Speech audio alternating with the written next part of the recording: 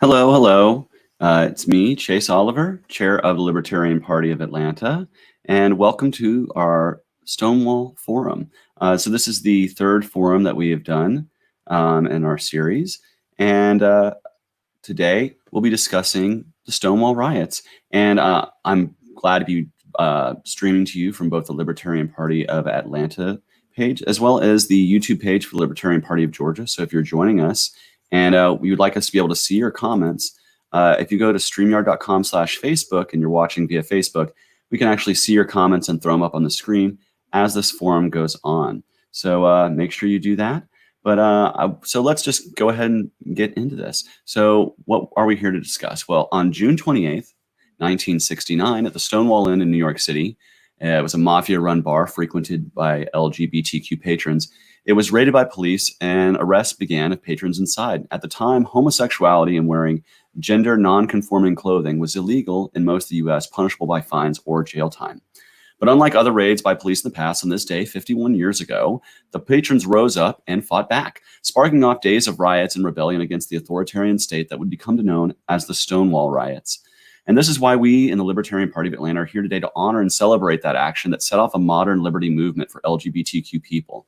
A few years later, the Libertarian Party would form, and from its founding, it has often been at the forefront or ahead of the mainstream on many LGBT issues. So with that in mind, I'd like to bring in my guest today. My guest today is Ashley Shade. She is the recently elected chair of Outright Libertarians. And Outright Libertarians are a group whose mission is to serve as a two-way bridge between the Libertarian Party and those of differing sexual orientations or gender identities. Through activism and outreach, we find free-thinking individuals in the gender and sexual minority community and introduce them to the Libertarian Party. By being active within the Libertarian Party, we work to keep the party platform inclusive of equal rights for GSM people. We also work within the Libertarian Party to protect individual freedom and demand equal rights and responsibilities for all persons. So with that in mind, I'm going to go ahead and bring on my guest today, Ashley. Let me just pop her in here and get the mic unmute. There we are. Hey, Ashley, how you doing today? I'm doing well. How are you today? I'm doing fantastic. The weather's lovely here in Atlanta, and it's a great day to talk about Stonewall 51 years later. So thank you very much for joining me on this forum. First and foremost, I wanted to talk about the organization that you were just elected chair of yesterday. You're our recently elected chair, and that is the Outright Libertarians. If you look on our screen right now, you can actually see where you can join the Outright Libertarians if you're interested. But if you want to tell us a little bit more about what the Outright Libertarians are and what their mission is, let's go ahead and just get started there with an introduction to you. Yeah, so Outright Libertarians is a nonprofit organization, and our goal is to be that catalyst for change and be that organization that helps push for GSM inclusion and rights within the Libertarian Party. And for those of you who are unfamiliar with the term GSM, it stands for gender and sexual minorities. It's a term that we like to use without using LGBTQ plus TIA, and it's a little more inclusive, so we don't always have to keep adding new letters for new people. It includes everybody under that spectrum. So we use that term gender and sexual minorities, or GSM. And essentially what we do is we work within the Libertarian Party, and we also work outside of the party, and we try to bring other members of the GSM community to the libertarian movement or to libertarian values. And so we're all about inclusivity and freedom for everybody, and that's what we do. Excellent, excellent. So, and I, personally, I'm a gay man. I'm a member of the LGBTQ or the GSM community, whichever acronym you prefer to use. In fact, I'm just going to go ahead and say right here let's just go ahead and say this is going to probably be interchangeably used throughout the conversation. So that's cool with me. Use whatever language you like to use. But as a member of the GSM community, I feel like personally, I was attracted to libertarianism thanks to their stance on equal rights for LGBTQ people, for the GSM community. My first interaction with the Libertarian campaign actually came in 2010 when John Mons was running for governor of Georgia, and he was the first candidate in our state for governor to ever actually march with us in Pride. And, I took a lot of stock in that, and it got me interested in really looking at this as a party. So I feel like you guys, I say that, you folks, trying to be as inclusive of all genders as possible, but you folks, what you do at Outright Libertarians is a very important thing, because I feel like many folks in our community aren't really awakened to the fact that there's a third option out there, that there's another party. And, me personally in 2010, I felt kind of politically homeless because Republicans actively campaign against our rights and our existence, really. And Democrats really at the time were not standing up for us. They weren't really having our backs. Most Democrats were not for gay marriage rights, including our president at the time. And so I feel like what the work Outright Libertarians can do to bring liberty to a new audience is something that I think is very important. And it's one of the reasons why I wanted to talk with you today, on this anniversary of Stonewall, because 51 years ago, there really wasn't a movement of any kind of, there were groups like the Mattachine Society and Daughters of Bilitis and other groups who were kind of behind the scenes actively campaigning, but I think it was Stonewall that was that action that just kind of set things off. It was a catalyst. And I think we in the Libertarian Party we're waiting for that catalyst moment for our movement as well. So it's worth celebrating. So sorry, I just kind of ranted there for a minute. No, it's okay. But let's talk about some modern issues relating to not just Stonewall, but Stonewall was a riot. That's the first thing I do want to kind of say to people. Stonewall was not just like it was not a pride parade. It was not a kumbaya moment. It was an actual like real. It was kind of an uprising, and to me, I feel like that's something that as libertarians we should be celebrating, especially in this climate that we're living in right now. This moment in 2020 where the country is protesting. It's important to remember where we came from in our movement too.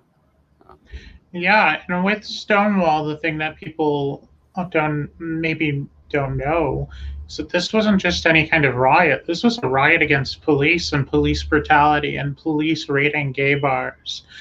This was a movement that was started by two people of color, two trans people of color. And so transgender people have also always been a part of this movement and a part of this pride culture. And again, these riots are very libertarian in name, fighting against police brutality, fighting against authoritarianism, fighting for rights to just exist and be who we are.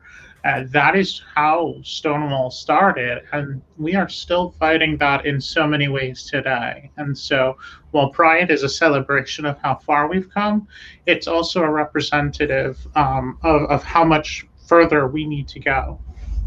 Exactly. And we're definitely going to talk about some of those areas where we need to go a little bit further for liberty for GSM people. Now, I do have a quick question. Our chair, LP George, has thrown up a question here. Is GSM generally considered or is generally accepted as an acronym even outside of libertarian circles? I've heard it outside of libertarian circles. Has that been your experience as well? I've used it outside of libertarian circles, and when I explain it, it tends to get a good positive response just because it is so more inclusive than just adding more letters.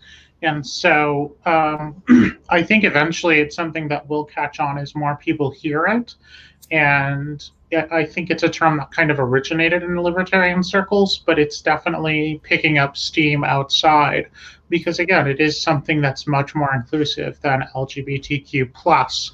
Plus what? Well, with GSM, everybody gets represented. So when we're talking about inclusivity and we're talking about, language, which is ever evolving and changing, this is an acronym. This is a term that I think is the next step in that for our community. And I think it's, first off, it's a lot easier to say, a lot less of a mouthful. But you're right. I feel like it is a little bit more inclusive. And I've done a little bit of looking into it and I've seen like the first mentions of it are sometime in like the 2010s. So it's kind of a more modern term, but it's something that I think could definitely pick up steam in our vernacular here. And it's something that I use the two terms interchangeably now, LGBTQ plus and GSM. And it's just a matter of time before I start picking one or, before I start using the more simple one as I speak.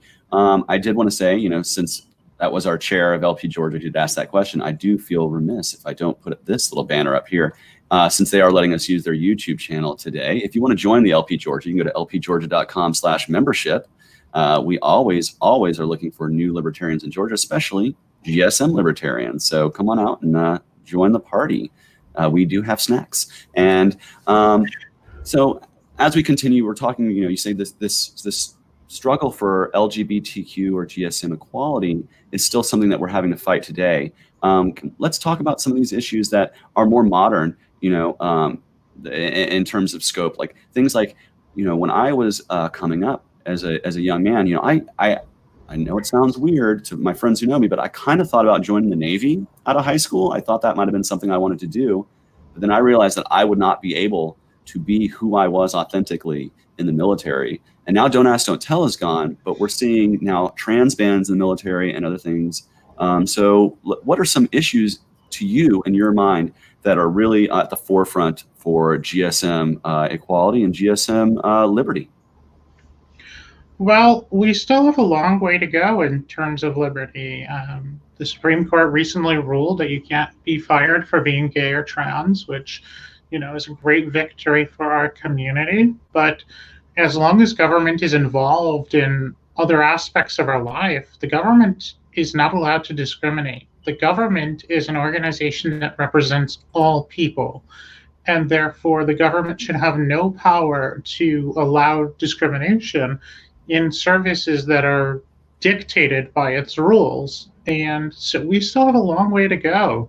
You can still get kicked out of housing in many states for being gay or transgender. You can still be denied health care now, thanks to the new rollbacks from the Trump administration that say, well, if you're an insurance provider and you don't want to cover these services, you don't have to. Or if you are religious and don't believe these people should exist, you don't have to treat them for health care. And to say that we're just going to let people die because they're different is the most un-American thing I could think of. America was founded on, everybody is welcome here. This is the American dream is supposed to be for everybody, right? You grow up, you build a home, you build a family, you build whatever it is that you dream about. Yet most of us don't have access to that American dream that used to be so popular. That's become now more of an American nightmare, depending on what party is in power. And that's the other important part of this conversation, is not just, what rights we do have, but how do we change society so that we don't have to depend on the government? How do we change the culture so that people can just be who they are and it doesn't matter because they're just being themselves? How do we live up to Dr. King's dream, where people are judged not by the color of their skin, but the content of their character? Well, how about not judging people because they're gay or trans or black or Christian or Muslim? How about instead of judging people based on their race or religion or sexual orientation or gender identity, we judge people based on whether they're good people or not? We judge them based on their character and their actions. We are still so far away from that as a society. And that's the society that we need to live in. So we still have a huge culture shift that needs to occur. And, the rioting that's been happening throughout this month is a sign that maybe we are ready to try to take that step. Maybe it's time, right? It's been time. It was time 50 years ago. But, we've been waiting for so long for things to change, and we've been, so many people have turned to the government to say, hey, help us, protect us, do this. Those protections are great in some aspects, but when somebody else takes power, those protections go away. So what are we really changing? Yeah. And I can definitely speak to the fact that it does feel like this is a moment of sea change in our culture this last few months, especially with the protests and movements that are going on. And I actually just kind of a side note, I attended a Black Lives Matter protest yesterday, and I was happy to see many folks standing up for Black trans lives and LGBT, the LGBT community as well, against police oppression.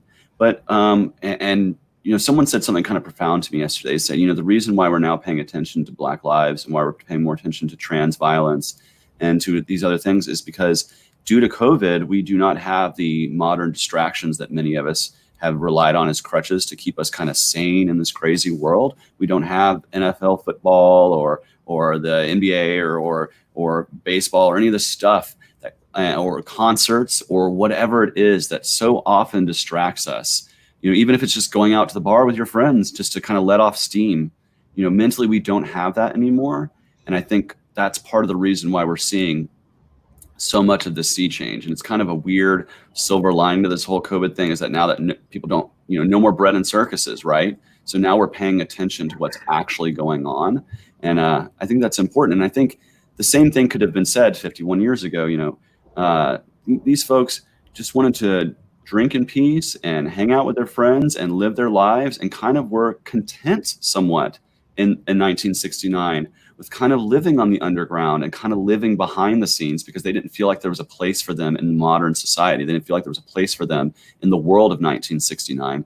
And I think it was that eruption and that awakening that kind of unlocked that breakthrough to the mainstream, because you see less than 10 years later, you see people like Harvey Milk being elected in San Francisco, and you see like actual like LGBT political movements being formed. Even in the first year, you had the Gay Liberation Front the year after Stonewall marching in the first Pride Parade, and I think that's one of the things that you were speaking to a little earlier. Pride, while it's a celebration of our friends, I think of Pride more as a memorial of the fact that this is a struggle that's still going on.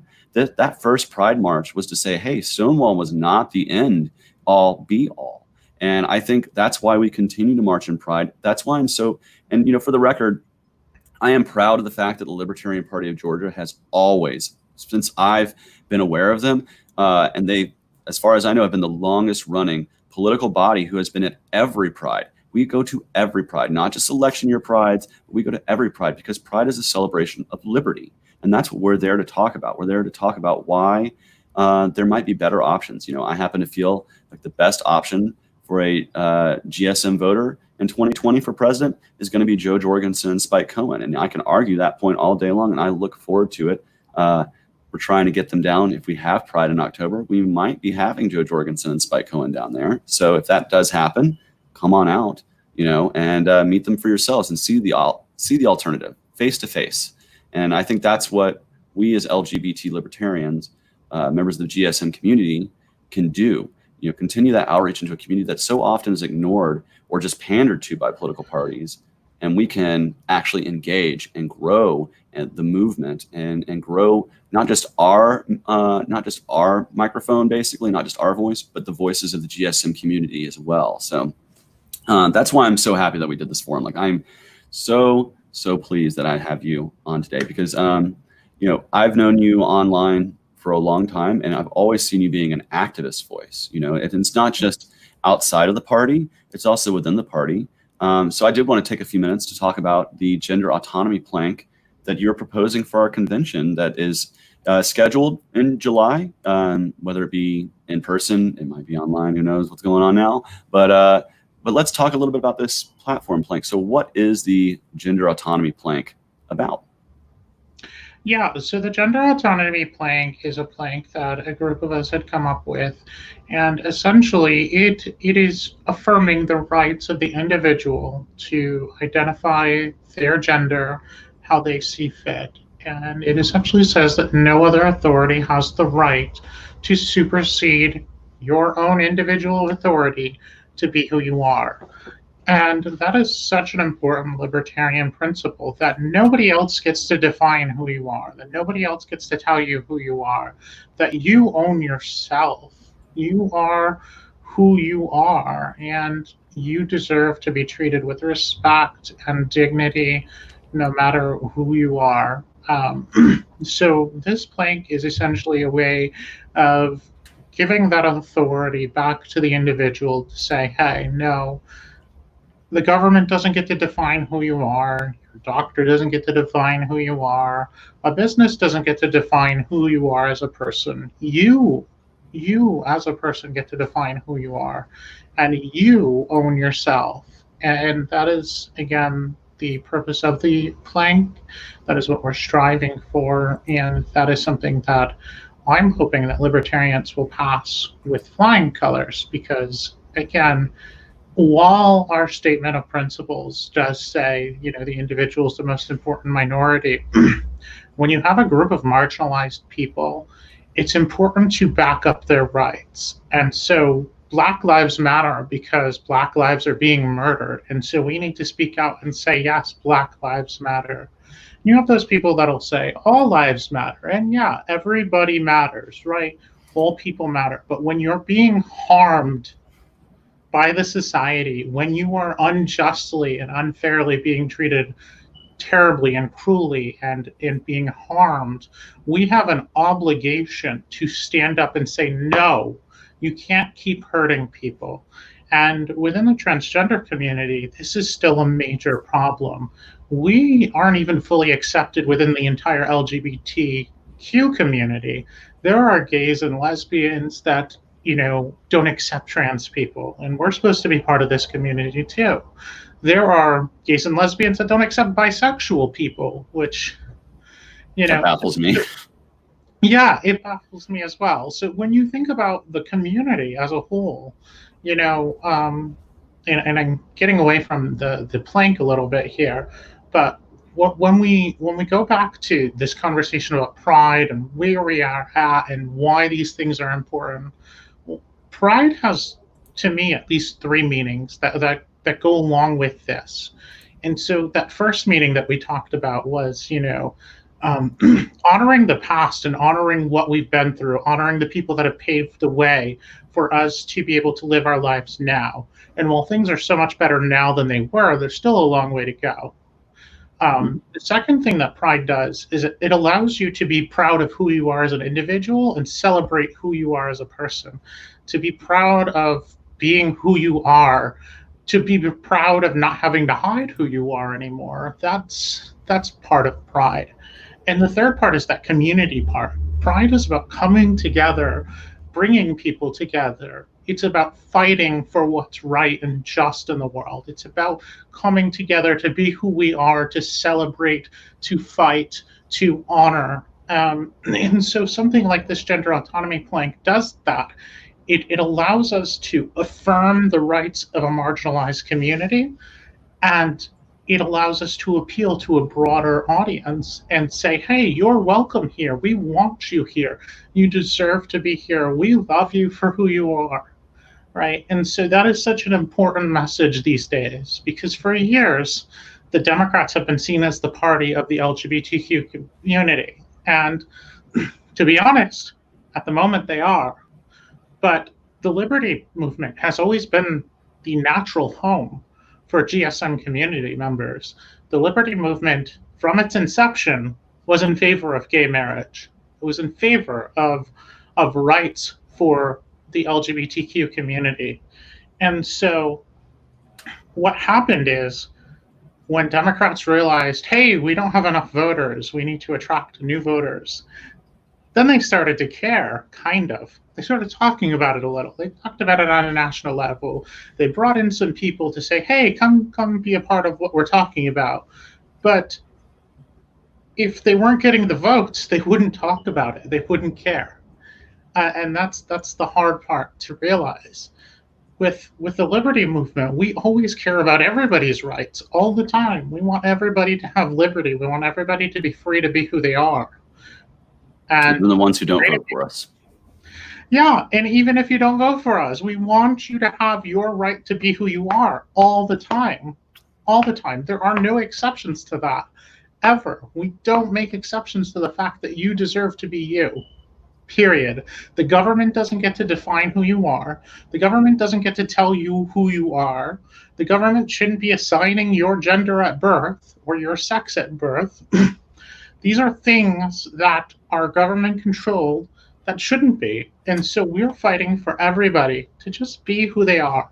And as long as you are doing whatever you do, as long as you don't hurt anybody else or take their stuff,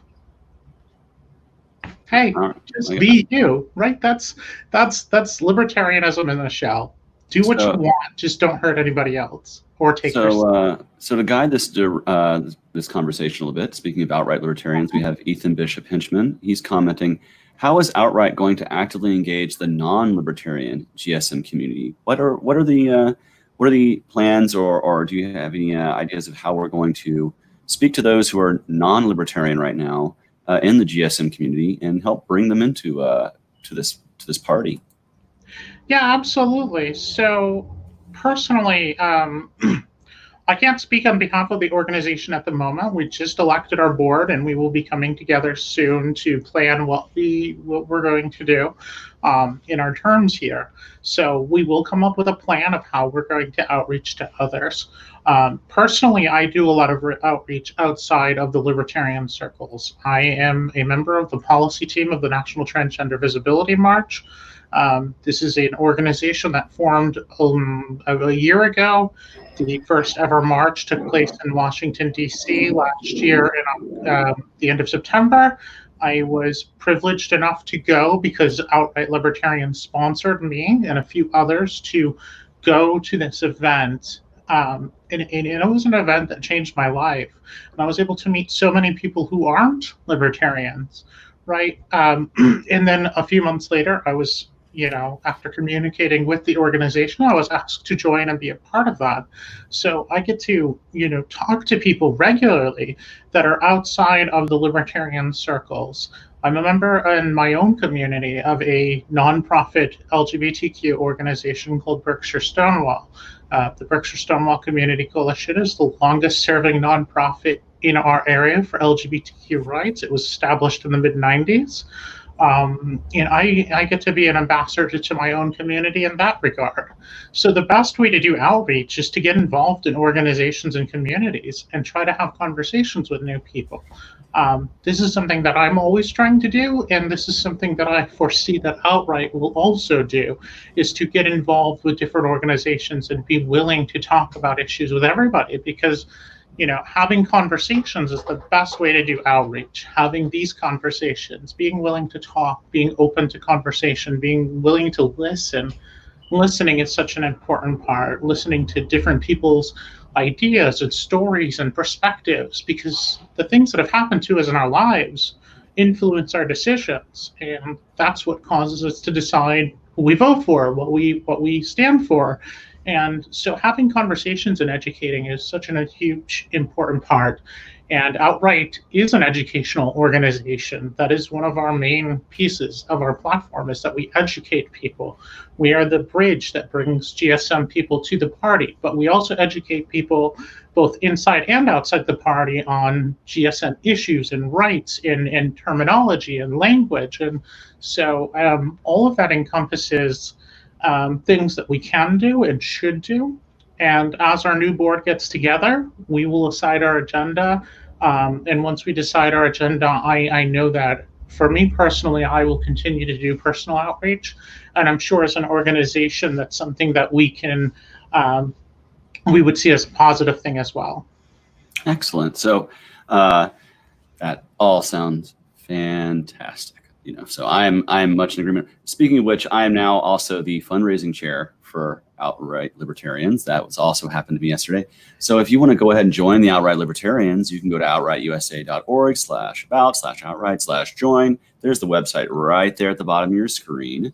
And you can join us. You can become a monthly donating member or a yearly sustaining member. You can just give us a whole bunch of money, whatever you want to do. We're not going to stop you. You're free to do what you want to do, man. But definitely think about joining the Outright Libertarians. You don't have to be GSM to join. There are non-GSM members of the Outright. There are allies, and we look forward to having allies. So, so that being said, while we're discussing modern issues and we're kind of going back and forth, I just, you talked about past experiences and how that forms our thinking. I did just want to kind of give a shout out for those who do want to learn a little more about Stonewall. I've seen some people commenting saying they want to learn more about the event itself. There's actually a great it's a New York Times short where they actually interview people who were in the Stonewall bar, and they talk about, some misconceptions about how, it wasn't started because it was Judy Garland's funeral, and it was, that just kind of belittles the whole movement. And they talk about who threw the first brick at Stonewall, and it's this big mystery. And, several people have both claimed it and then also been assigned as the person who threw that first brick, and then they later have gone and said, "No, it wasn't me. I showed up hours later, so I don't know what they're talking about." So it's actually a very interesting thing, and I recommend folks who do want to learn a little bit more about it. There are definitely great resources online, but that one is one that I can just say it was great because you actually get to hear from not just historians, but people who were actually in that bar and in those riots. And speaking about things that have, formed who we are, again, part of the reason why I became a libertarian is because I felt like I finally found a home politically with someone who was accepting of me for being gay and wasn't just really pandering to me at the time. And I mean, let's talk about it. You said it yourself. From the founding of our party, we've been pro LGBT marriage. We've been pro adoption rights for LGBT people. We've been supportive of things like military service for LGBT people. We were against Don't Ask, Don't Tell in the 90s when President Clinton was signing it into law. We were, we're against DOMA because the government shouldn't define what marriage is. And so DOMA was something, again, signed into law by a Democratic president and a Republican Congress that basically limited what our expression of what marriage is based on what the government says, which is so anti-liberty. And so I think it's really important to remember our history and the history of this party and how it almost, our party was formed in 72. So it's like just a few years after Stonewall. And it was during that 1970s kind of anti-war, anti-Vietnam, like there was just all this anti-government stuff going on. And I feel like that's the energy that I think we as libertarians and in the GSM community can use to push for more liberty and push for more freedom as we move on. We have to keep that activist energy. We have to remember where we came from and where we're going. And where we're going is a world set free in our lifetime. That's the mission of the Libertarian Party.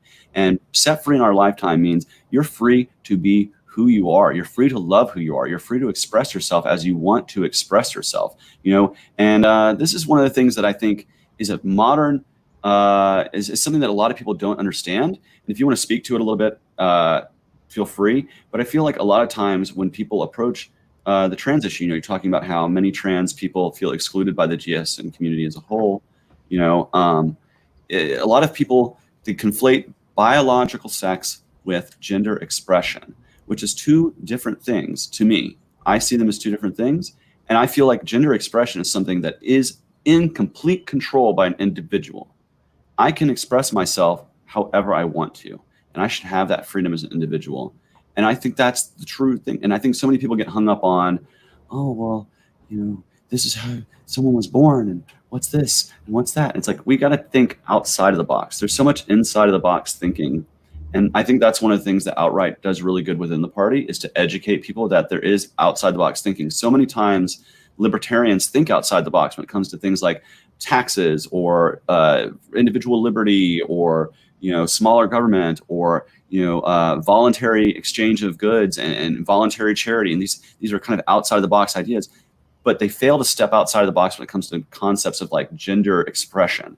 And I feel like that's something that I'm happy that Outright does, and not just within the Libertarian Party, but all around the community. And I feel like that's something that we, I as a gay man, personally feel that I'm an ally and try to be an ally to my trans brothers and sisters, because, as few as few gay men as there are in this country, there are even fewer trans people. And it's easier for government to trample on the rights of a small group of people. Government loves to do that. They love to split us up and marginalize us and divide us, because then it's easier to control us. It's easier to scare people about a small group of people because they don't know that many people. And so, I feel like that is one of the reasons why I feel like if you are going to be a GSM member of the community and an activist and an ally, you need to also be speaking up for trans people. And I really have a real problem, especially there's a large TERF influence in the lesbian community that I feel like I really, really can't stand. The trans radical exclusionary feminists, whatever it is, TERF, who fail to recognize that trans women are women and that their experience is a legitimate experience. And so I'm just, I'm kind of ranting here for a minute, but I feel like that's important work that we can do. And I'm glad that folks like you are out there leading the charge, both within the party and now out in the general community as well. So I did want to talk about a couple of things before we're kind of going on a little over 30 minutes here, and I wanted to wrap up not too much longer, let people enjoy the rest of their Stonewall Sunday, but just a few more things that I did want to talk about. Well, one thing I wanted to touch on with what you just said, I just wanted to point out. First, if you're enjoying this conversation, if you want to learn more, if you want the outright libertarians to have more ability to educate, please donate to us so that we can put on more educational programming. It's so important to be able to do so. So please feel free to donate it if that's something that you're interested in. We are always happy to teach. We want to be in all of the places to do that, but unfortunately, traveling can cost money and there are costs. So if you want to hear us, if you want us to be in your area talking about things that are important to you, go to that link, donate to Outright, and we'll be happy to talk more.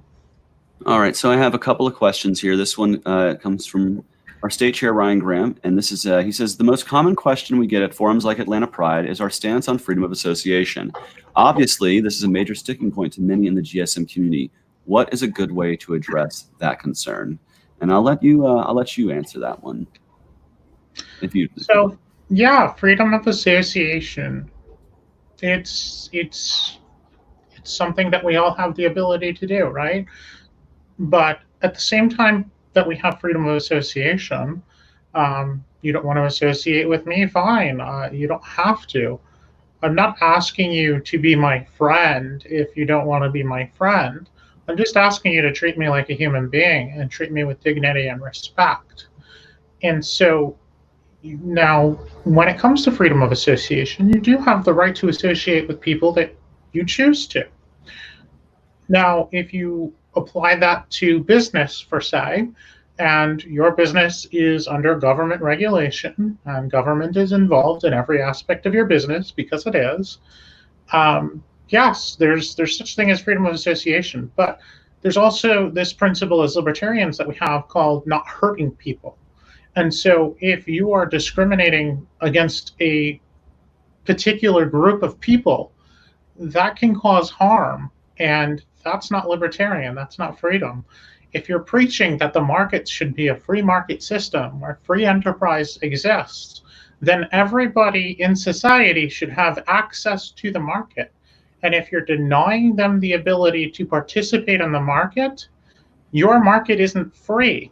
Your market is not a free market. It's exclusionary. Free markets allow everybody to participate. If I want to give you money for something, why wouldn't you take my money because I'm different? That makes no sense. That's a terrible business practice. And if it's something that's legitimately harmful, when we're talking about things like healthcare, if you're saying that, oh, well, I have the freedom not to associate with you because you're transgender, so I'm going to let you die of that heart attack, or I'm going to not treat you. Now you're causing direct harm to somebody. Not allowing people to participate in a housing market. People need a place to live. You can't just not allow people to participate. So when the whole market gets together and says, no, we don't want these people here, now you're causing direct harm, and that's not freedom, that's not liberty, that's not what we're about. And so if you believe in causing harm to people, you should reevaluate where you actually stand on the idea of liberty, because liberty means freedom for everybody, not just freedom for you. And one thing that libertarians get hung up on is this idea of the individual is the most important minority, and they are. I agree with that statement. What happens, though, is when people hear that, they think my individual rights are more important than your individual rights. And that's not true. Individual rights stop when you start harming somebody else. So your individual rights are very important, and my individual rights are very important. But once you declare that your rights allow you to harm somebody else, now you're violating somebody else's rights, and you don't get to do that. And with individual rights, individuals come together because coming together and forming a group adds power. It allows us to fight back against being marginalized. So yes, we talk about marginalized communities. People of color are marginalized. Trans people are marginalized. The GSM community is marginalized. Libertarians are a marginalized group. We've collected together because we've been marginalized in society because we want to be free.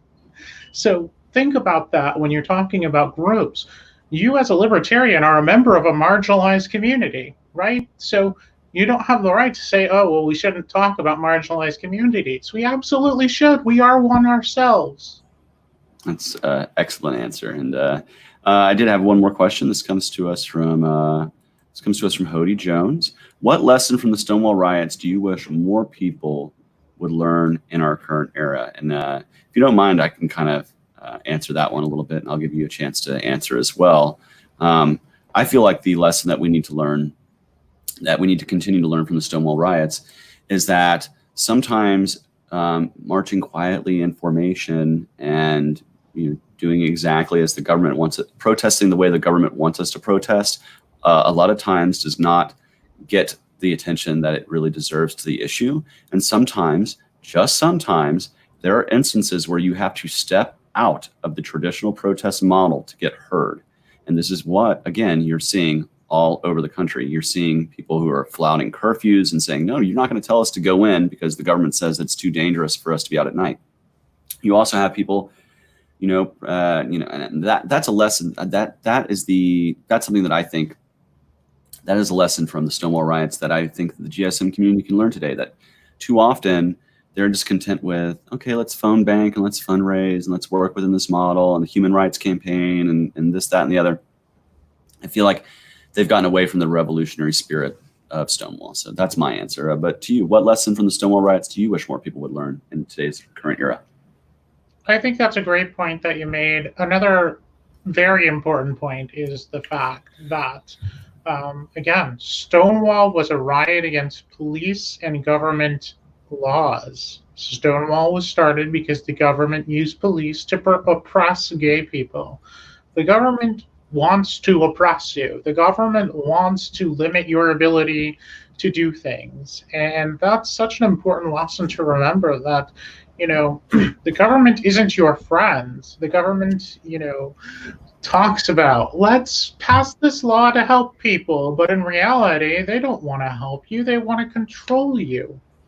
So the other thing to remember is that we cannot allow them to control us. We have to stand up for what's right always. And that is that everyone deserves to be free. That liberty is the key. Liberty is a form of unconditional love. It takes true love to say, I love you so much that I believe you should be in charge of your own life. And as long as you don't hurt me or take my stuff, I'm going to let you do whatever you want. That's the ultimate expression of love, and that's something that the government doesn't understand. That's something that bureaucrats don't understand. It's something that politicians have a hard time understanding, because they're all about control and power, and they can't have power over you if they can't control you.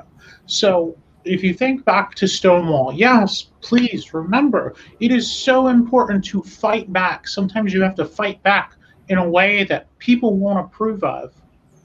Well, people don't approve of us already, so what have we got to lose, right? That's where Stonewall came. What have we got to lose? These people are beating us and arresting us and throwing us in prison. It's not the same anymore. A lot has changed for the better. But I want you to remember that this month, 5 transgender people in the United States were murdered because they were transgender. I want you to remember that this month, people are still dying because they just want to be who they are. So think about everything that's happened this month. Think about George Floyd. Think about the deaths that have happened because people are Black, because people are transgender, because people are different. Is that a society that's sustainable? Is that ever okay to kill people for being who they are? And the answer is no.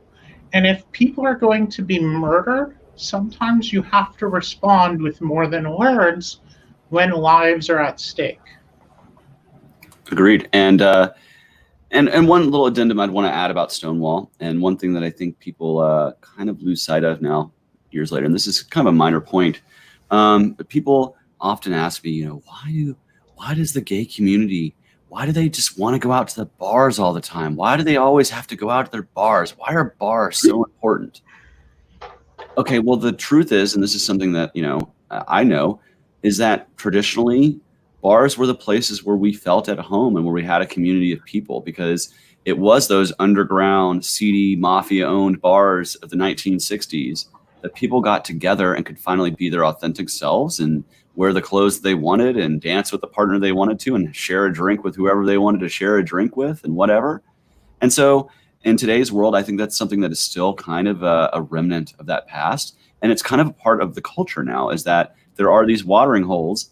Gay bars are the only place where I regularly see non-drinking people congregate at a bar.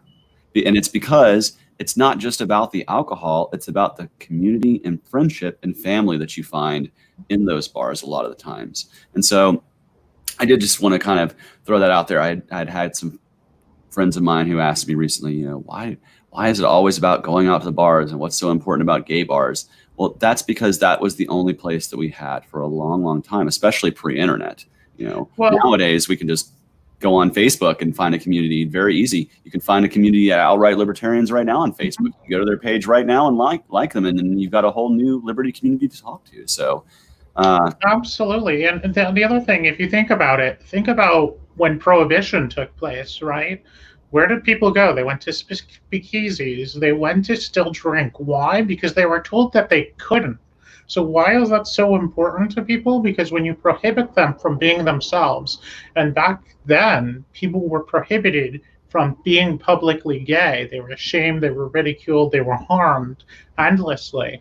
When that's something that's part of your upbringing, these places become so important because it's almost defiance. Like, you can't tell us that we don't get to be who we are, and this is a place that we can do that. So that kind of also same spirit goes back to Prohibition. If you don't understand why it's so important to the gay community, think about the community when Prohibition took place. So many people went to these places to drink and have a good time, and they still did it even though it was against the law. And why? Because they rebelled, because they felt that the laws were unjust. It's a similar mindset. When you're being oppressed and harmed for just doing something that doesn't harm anybody else, that's kind of part of that culture as well. So, and I think you're right. Like you said, it's important to remember that what Stonewall was not just a fight for rights. It was a fight against brutality and a fight against violence against us. And so, again, that is why I think I'm so proud that the Libertarian Party of Georgia is so active in the Pride festivities, and why we are regularly commemorating Stonewall. This is, last year I got to make a video for Libertarian Party of Georgia talking about what Stonewall was and how it relates to liberty. And, and now we're getting to do this forum, which I hope gets to reach many more people, and not just talk to them about libertarianism, but talk to them about, GSM rights and where we've come from and how far we've come from. I started, so a little bit fact about myself. I started the Gay Straight Alliance at my high school when I was a much, much younger person. I was about 15 when I did. And I got to actually speak to that group at my high school in suburban Georgia a couple years ago about pride and about gay rights. And the first thing I said to them was, raise your hand if a character on a television show that's your favorite is a member of the LGBTQ plus community. And everyone raised their hand. And I said, okay, now when I was your age, I had Will and Grace. And I had one character on Dawson's Creek, and I had My So-Called Life. And so I think it's important for us to, and that's just in media, but that's just an example. But what I was talking to them about is how far have we come from the days, when I was in high school, there was talk of constitutional amendments to ban gay marriage. And there was talk about how, the kind of therapies and stuff that people were forcing their LGBTQ children into, these conversion therapy things, were much more commonplace, and now many times they're illegal, in different states. And so I think it's important on a day like this, 51 years after, the modern gay, LGBT movement started, I think it's important for us to recognize not only how far we have left to go, but how far that we have come, and how much different and how much better our lives are thanks to those who fought for freedom before us. People like Larry Kramer and others in ACT UP during the HIV/AIDS crisis, going back to the original Gay Liberation Front who formed after Stonewall, and even before Stonewall. Like I was saying earlier, there's the Mattachine Society and the Daughters of Politis and other groups dating back all the way to the 19th century, really. That's where this movement started. And so I just, as we kind of wrap things up, I wanted to, take a moment just for us to kind of think about how far our community's come, how much more we have left to go, and how the Libertarian Party is going to be a partner with the GSM community to help us get there. And so with that, I do want to say thank you very much for joining me today, Ashley. I look forward to working with you with Outright Libertarians in the future, now that I'm a member of the board and helping out with fundraising. And once again, you can go to this little link that's right here at the bottom of the screen, and that's going to take you to where you can join Outright Libertarians yourself. And again, I also wanted to thank the Libertarian Party of Georgia for letting us use their YouTube stream today. And they've always been a wonderful partner to the GSM community. So if you want to join the Libertarian Party of Georgia, you can go there. You can also like the Libertarian Party of Atlanta on Facebook and join the party and come out to events and help spread liberty in the Metro Atlanta area. So thank you very much, Ashley. And I hope you have a wonderful, awesome Stonewall Sunday. Thank you so much for having me. Bye-bye.